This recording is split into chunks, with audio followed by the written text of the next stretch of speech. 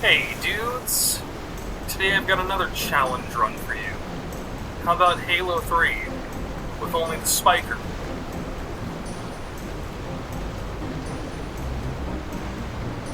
The first thing I did is use Sierra 117 to figure out the ground rules for the run, where the major issue of the run reared its ugly head, being that although the Spiker can do good damage on Heroic and Legendary, there is not nearly enough ammo to really keep up throughout the entire level. To the point I even tried bumping it down to normal, which just became too easy. So instead, I decided to activate the Bandana Skull and see how that worked out. Being in the end, we decided to go with Bandana Skull plus Heroic. However, because we used a powerful skull, I decided to give a major downside. We cannot drive vehicles whatsoever for this run.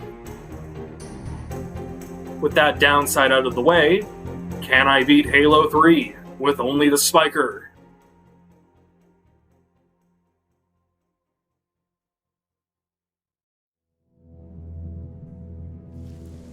First squad, you're my scouts.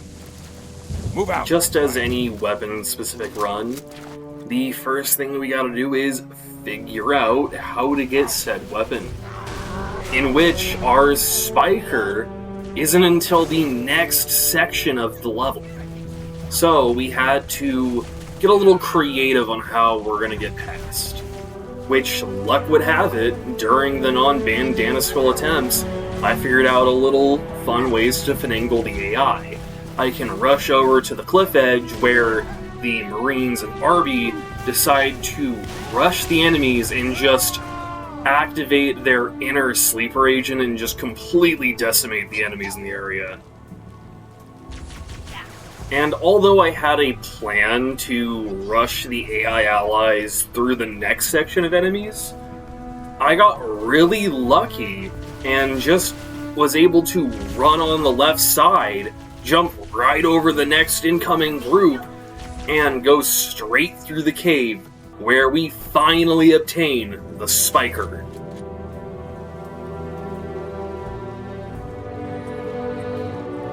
With Spikers in hand, this section did really well.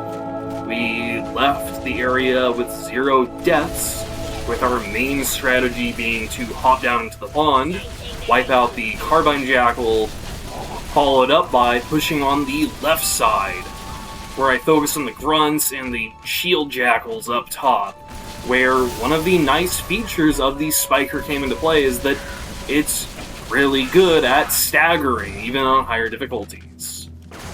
After clearing out the last of the guys in the area, we make sure to save our Marine pal before going on up, taking out some Carbine Jackals, where, very sadly, our Marine bro died very quickly due to a plasma grenade. After mourning our loss and the loss of connection to the Xbox servers, we get our first Cortana PTSD of the game.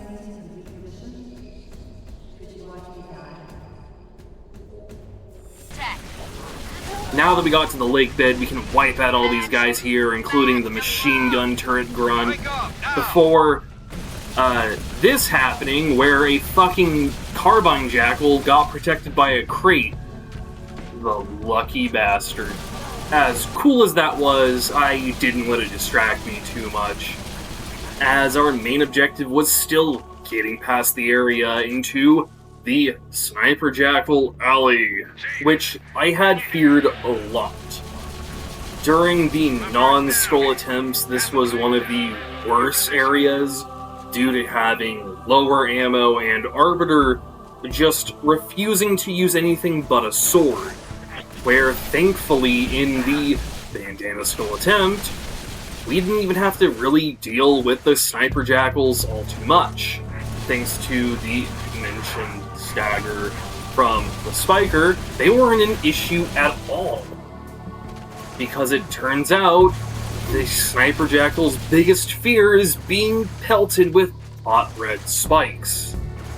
Sadly, this section is where the non-Bandana Skull attempt ended. we didn't have any ammo, and the closest thing I could do to trying to keep the run going was be ridding of the beam rifles sniper jackals via scaring them off the map with grenades, thus not killing them with the grenades, but killing them by fear of grenades.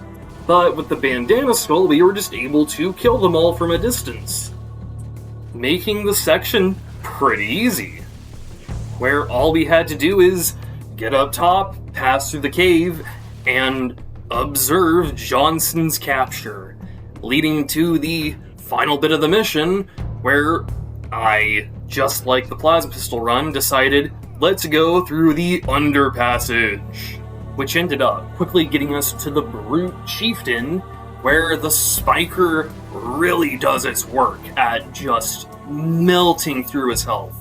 And with him out of the way, all we had to do was free Johnson, clear up the enemies, and board the Pelican. Lord Hood. Let him know. All of you vermin, cowering in the dirt, thinking, what, I wonder, that you might escape the coming fire? No, your world will burn until its surface is but glass, and not even your demon will live to creep, blackened from its hole to mar the reflection of our passage, the culmination. After Truth shuts up, we start our great journey at finding another Spiker, where our first chance to get one isn't until the second wave in the hangar bay. So our only way there is to just get really, really lucky. I died quite a few times, but eventually I did make it through with just enough health to escape. Now being in the hangar bay, I decided the strategy would be to take the Marines into this little undersection where we can just wait under the Phantoms as they drop off their squads.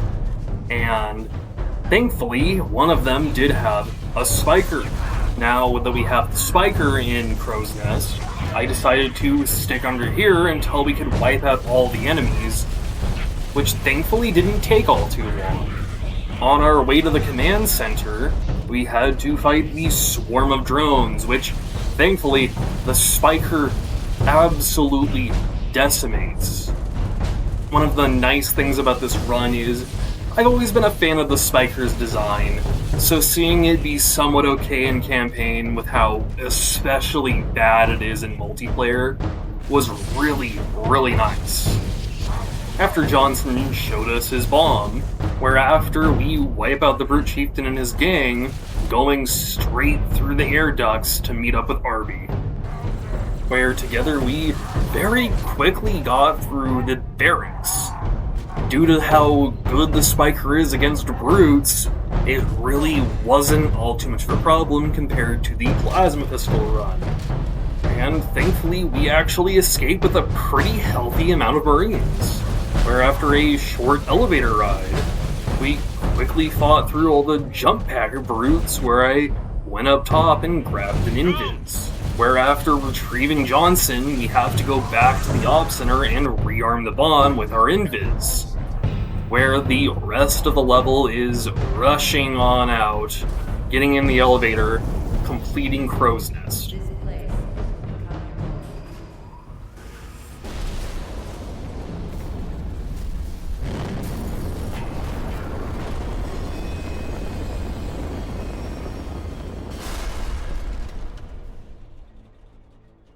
This place will become your tomb.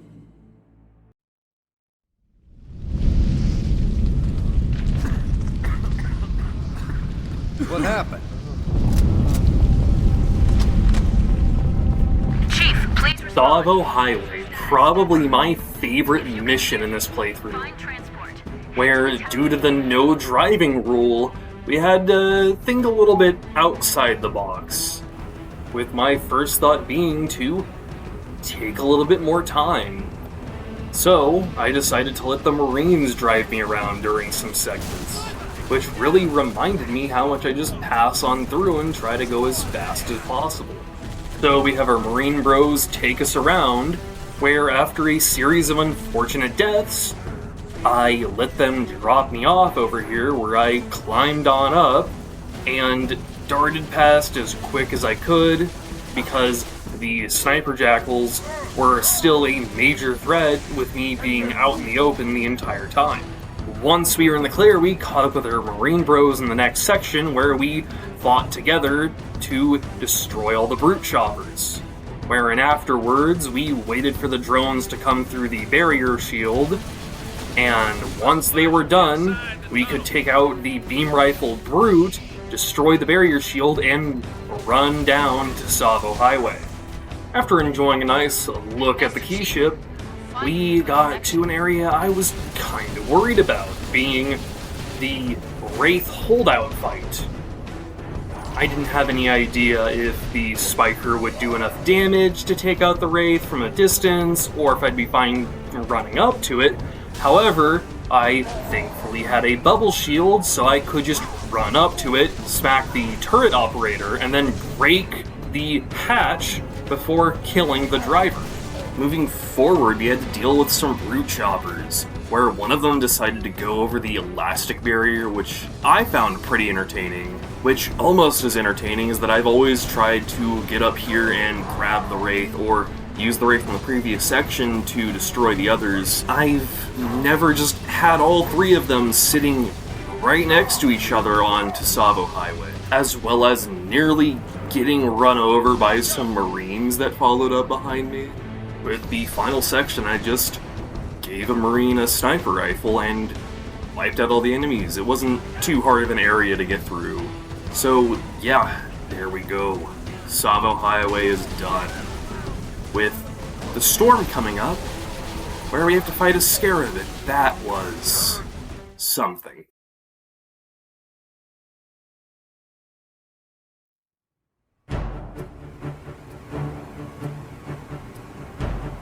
The Storm.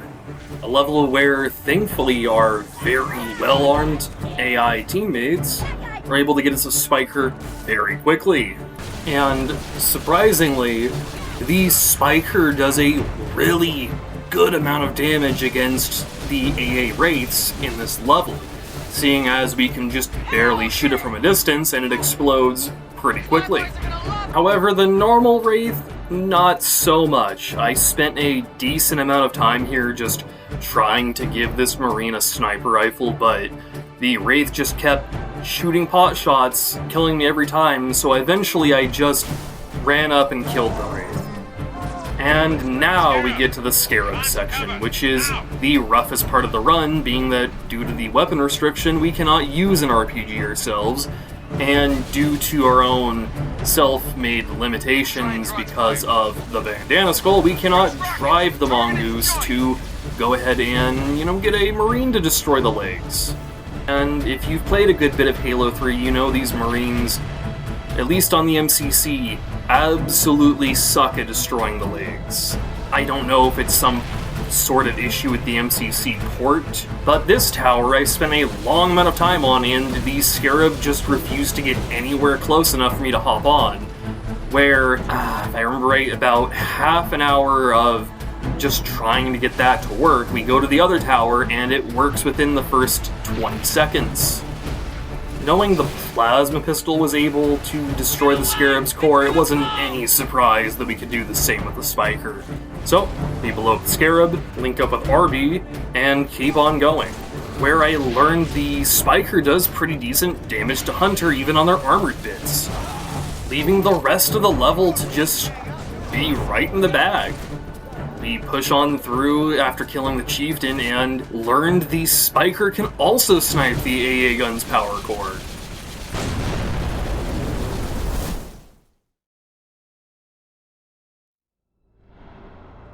The flood.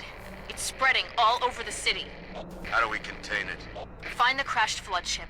Overload its engine core. Floodgate. Probably the easiest level in this entire playthrough, seeing as we get a Spiker right at the start, and the Flood are very squishy and don't have shields or any form of armor in this game, so the Spiker just melts through them like a hot knife through butter. So, unlike our plasma pistol video, we can still rush through, except kill pretty much everything in our path.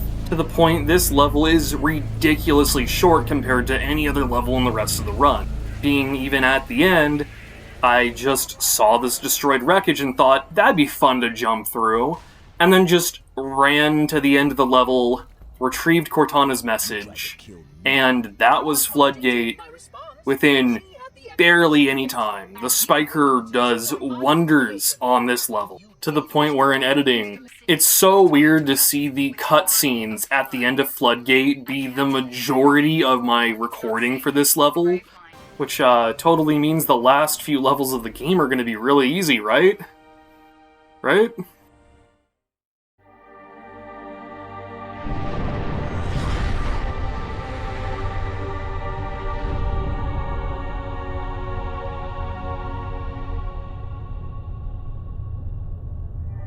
The Ark.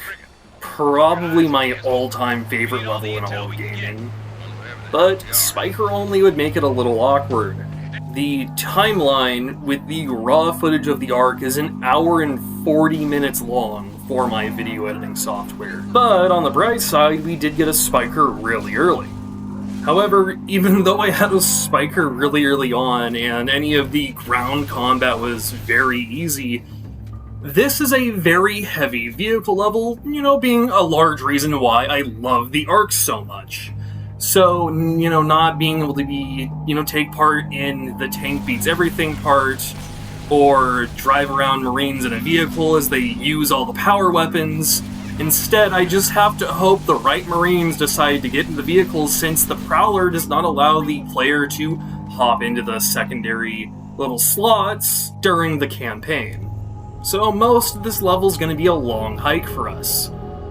Even though I did have some Marines with power weapons driving around in their own Prowler, they ended up blowing each other up and getting attacked by brute choppers, so they only lasted so long. However, one thing I never really did when I was younger, or maybe I did once and I haven't done it since, is go off to the entrance of the Scarab section early, which, clearing it out isn't too difficult, and it has the bonus of you get a few sentinels to help escort you through the main area you need to go to. With the only downside being they die really quickly.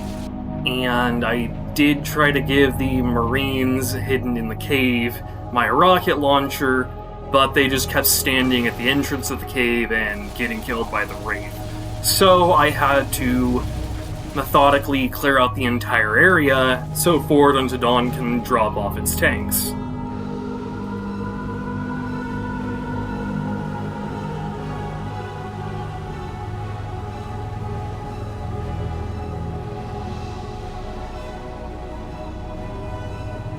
Thanks, Chief.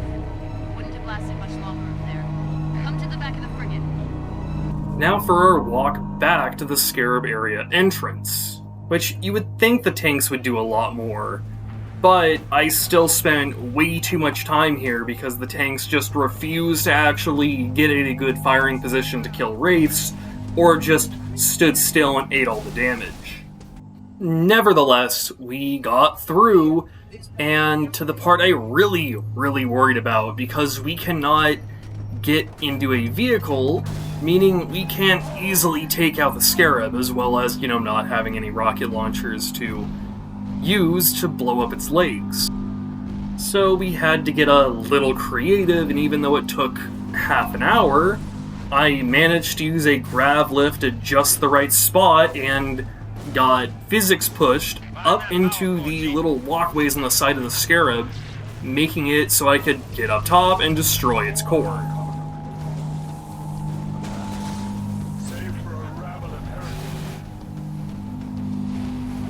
With the rest of the level being as simple as getting to the Cartographer and soloing the Brute Chieftain, leaving us to the Covenant, one of the most iconic levels in gaming.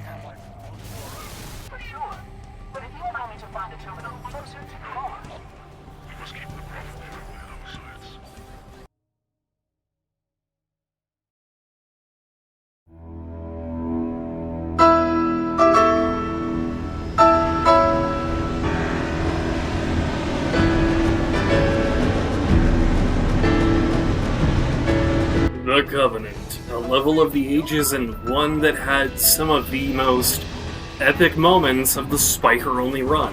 With the first thing I did being giving one of the ODSTs my Spartan laser and trying to find the nearest brute with a Spiker, where right before my first death, I noticed there's just a Covenant supply crate sitting right here where we got our double Spikers to move on up and attack the Shade turrets. After destroying the Shade turrets and showing the Wraith what for, we had our long trek up to the first shield generator tower, which, although uneventful, we did have our very, very interesting encounter with the normal Wraith.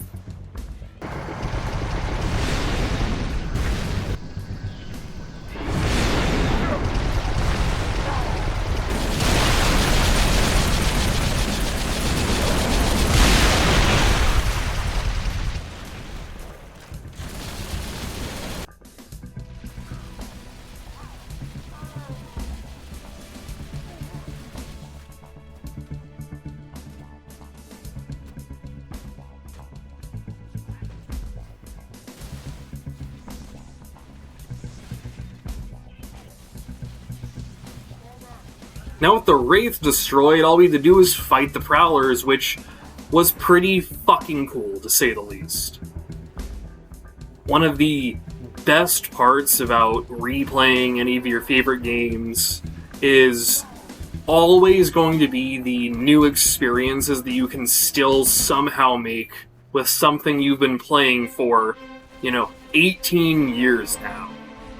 Or even just using what is considered one of the worst weapons can create such cool and awesome gameplay due to the lunge mechanic of Halo's melee. Now with the Prowlers taken out, I head inside the tower and jump on this crate, skipping straight to the elevator, which has become my favorite way of getting up here over the years. Likely due to how myself as a child just did not have at any all the coordination to make a simple jump like this. However, now that the tower's clear, all we have to do is return to the beach, where one of two required vehicle section, at least for this run, comes into play. Being that the Hornets here are the only things that can go past the elastic barrier, other than 4 players in co-op. If you want to go see someone get through this area without any Hornet or vehicle, go ahead and check out Rocket Sloth. He did a video quite a long time ago. However, we still made sure to get no kills within the Hornet, where we land up top of the building so we can just go on below without destroying either of the AA Wraiths or dealing with a squad, at least for the moment. Being that once we disable the tower, all of the enemies here are still going to stay in existence. They do not get despawned or anything. So, on our exit out, we do have to avoid the hunters that we left behind, as well as all the enemies outside, in addition to all the flood units they added on. Which, in the end, we still made it on through, where we just walked our way to truth. With the only major issue really being that the driver of the tank doesn't really move up past this point. They just kind of fucking sit here and do fuck all. However, now we enter the coolest part of this entire run, being the dual Scarab fight, which, seeing as we can't drive or use any other weapons, our only option is to be a passenger on the Hornet, which took quite a few attempts before I finally got one where the Hornet dropped me off and picked me up without dying, and then getting dropped off at the next Scarab without dying, and missing the jump, which happened one too many times. First Scarab's down. All units, concentrate your fire. I count 2 Scarabs! Repeat, 2 Scarabs!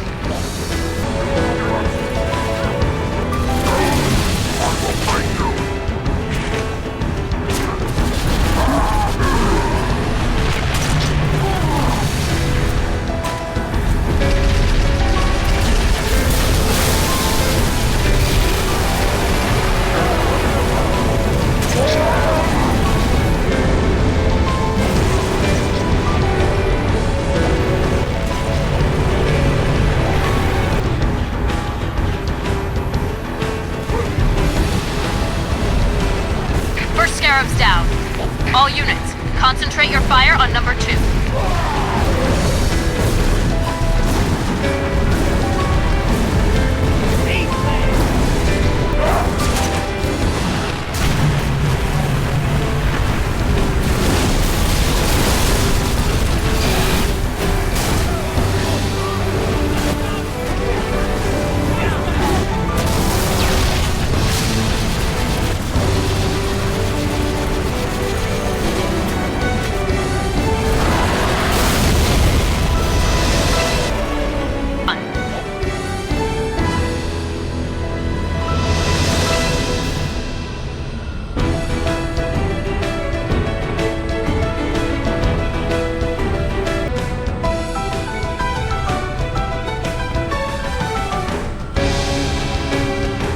The flood scales the Citadel's far wall. Activate this bridge oracle. Probably die by my hands. Not theirs. Calamity! If only we had more time!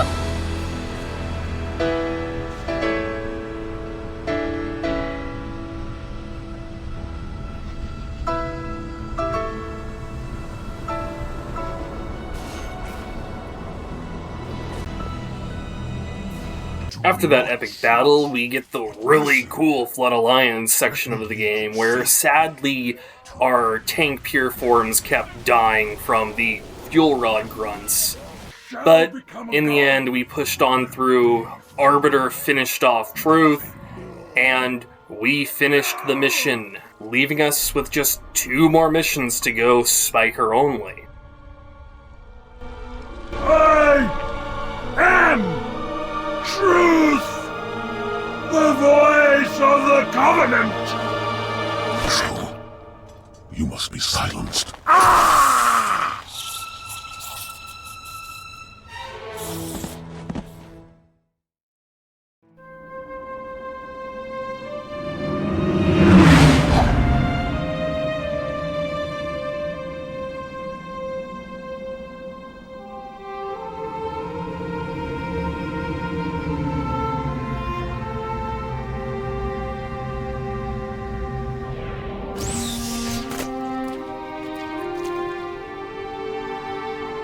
Chief, I'll round up our survivors, fall back to the Dawn. Arbiter will do the same with the elites. Cortana's in there somewhere.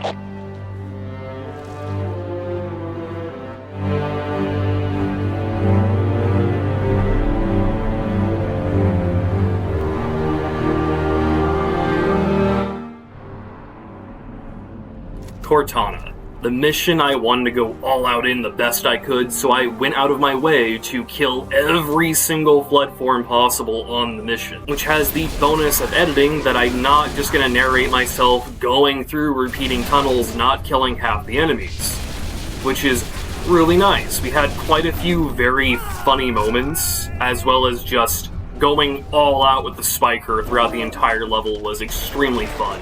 To the point where taking it so much slower than normal, it really just gave that vibe of that first time playthrough of Cortana, where you go through all these chaotic repeating hallways and horde of flood, which is just super fun when you just spew out as much ammo as possible, which rips right through them. Where I was pretty surprised that the Spiker would have any form of power fantasy in a game, but it did really well here, especially for the fact of us doing a weapon-specific run, with it having its cool bayonets. We can melee, which is so fucking nice. I remember learning a while back that you can punch a tank form right in the face, and it will instant kill him with anything you use. So it was really just fucking awesome to go through Cortana, where I'm focused a lot on my ammo management, but when really needed, I can just smack a tank form right in the face with the bayonets and it instantly dies, creating really, really fun gameplay for this run. Or during the reactor room, I went out of my way both before and at the end to kill all of the stalker forms with melee, so I can continue as mentioned, going throughout the level, killing every single Flood unit in the entire map. Which, in between our rampage, we retrieve Cortana and try to destroy the reactor cores with the Spiker, which I tried jumping up to them and meleeing them, as well as shooting them for a while and it didn't do anything. So I picked up a Brute Shot and considered using that, but quickly remembered, thanks to the Bandana Skull, we do have Spike Grenades.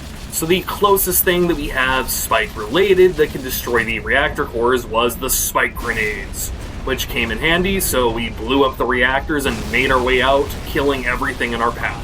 Which we did with brutal efficiency, where we wiped out every single Flood form on the way. Which by the end, we meet up with Arbiter and leave the mission.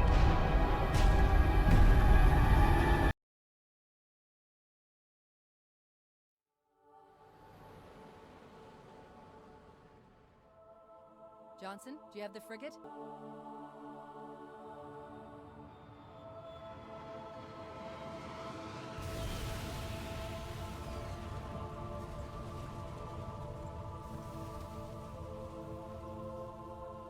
Halo. It's so new, unfinished. I'm not exactly sure what will happen when we fire it. We'll head for the portal, and we'll all go home. Here we are, end of the run, and definitely one of the more entertaining levels in it, where our Spiker's found pretty early on. Arbiter helps out by shooting off the arm of a brute Flood form, where I get my Spiker. And just like Cortana, I tried to make sure and kill as many enemies as possible, even killing all the Stalker forms climbing the Ziggurat, trying to see if I could stop them from spawning. Which they eventually stopped a little bit, but I got bored and just continued on the level anyway. Where I ended up having most of my deaths being the holdout section before going into the control room, with the primary culprit of my death being Rocket Flood, a time-old tradition. Nevertheless, we still persevere, where at the end I decided to keep the invincibility out and about, so when I left I could go ahead and use it if I wanted to. Grabbing a turret, I wanted to put it somewhere just for fun. Thought about throwing it off the map, but thought maybe not, just in case it ends up somehow killing something whilst we are in between zones. So instead I just put it in this timeout corner where I learned that the turrets don't become hostile after the spark fight, but as soon as you enter the pathway to the control room. Which, once again, we have to use a Spartan laser to destroy Guilty Spark. However, I did try to throw the Spiker near the door so I could grab it as soon as I left, just in case the Flood forms tried to attack the turret. That way they wouldn't die from it, instead I'd be killing them with the Spiker still, but luck had it, they decided to destroy it for me without dying. After leaving, we made sure to pick up our invincibility and dual-wield Spikers, before heading up the side of the cliff towards the end of the game, where me and Arbiter fought through every single enemy possible. I even made sure to kill off all of the infection forms I could find before leaving off into the Warthog run. Which, when it comes to the Spikers, it is the end of the run, albeit with a few entertaining deaths, mainly because Arbiter decided to destroy the Sentinels, which then exploded and launched us off the map.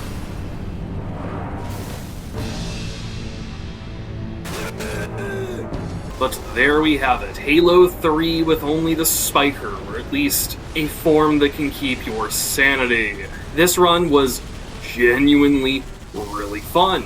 Something I really wanted to do because aesthetically, the Spiker is super cool, which is why the Mangler in Halo Infinite is just such an awesome idea as well as design. Whilst the Spiker, especially in multiplayer, very much lacks in any sort of DPS or ease of aiming due to its projectile speed and spread, and as we've learned from here, the biggest issue in campaign on any difficulty above normal is going to be ammo, where thanks to the Bandana Skull we really got an idea of how decent the Spiker is when given the right amount of ammo. So, did I beat Halo 3 with only the Spiker? It's up to you to really decide that. It was a really fun run, nevertheless, but I really hope you enjoyed it. I have a kind of Mimi run idea in the works. Probably gonna do that next. So, cough cough, Halo 3 with only the skull, cough cough. Sounds fun to you? Make sure to stick around.